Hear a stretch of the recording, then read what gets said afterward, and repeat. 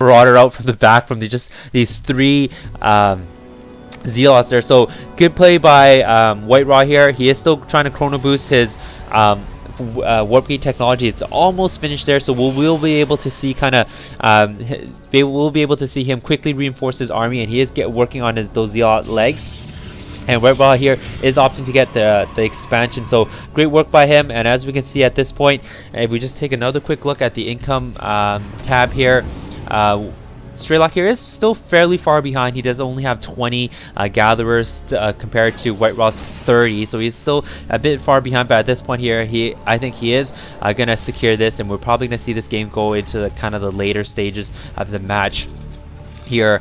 If we take a quick look here, Strelok here is still playing fairly standard to what we've seen in previous games here. He is going for the stim pack research here, and he'll probably be looking to maybe drop down a warp gate, a Stargate there, and kind of get some medevacs for his M&M army. He is getting he's getting a tank here, so maybe we'll see more positional play by Strelok here that we haven't seen in earlier games. And WhiteRa here is getting his observer in there, which is great, because then everyone knows that Persop observer is kind of like just like a free scout, a free scan, or a free map hacker, or whatever you like to call it there. And he's going to be able to scout and see everything that's going on. He sees that there isn't a Stargate yet, so he won't have to be worried about any kind of like Banshee, harass, or anything like that. But he does see that he is getting tanks there, and also as well, Strelok is upgrading his siege tank technology.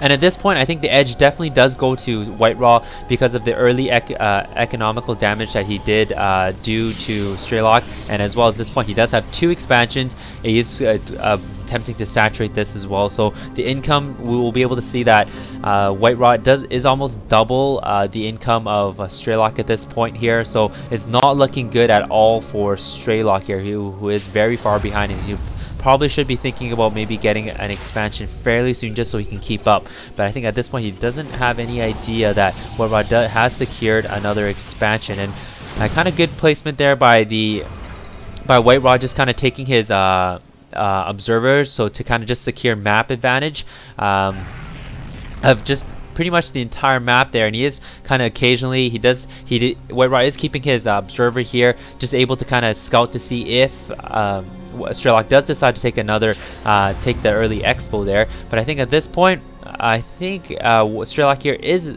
opting to push out here. I'm not too sure if that is the best strategy, but I think at this point he does have a very formidable army size here. And if we just take a quick look at WhiteRa's unit composition, he does have 1 High Templar, so he is opting to go for Stormers and I think Zealots. At this point he does have 11 Zealots, so he's a very heavy Zealot build, but we'll see how it handles against it. As we've seen from many Terran players, this is probably the Protoss's worst nightmare, just a turtling effect by the siege tanks. But actually great play by WhiteRa there. He was actually able to use the Stormers, and we'll just go back just a quick bit there, as I was just in the middle of saying something about how Terrans are actually able to kind of lock down and do a slow push by with the siege tanks. We can see great play by just 1 High Templar from WhiteRa. Was actually able to kind of a bit of misplay there by Strelok, pushing his Marauders out a bit too early. But as you can see, this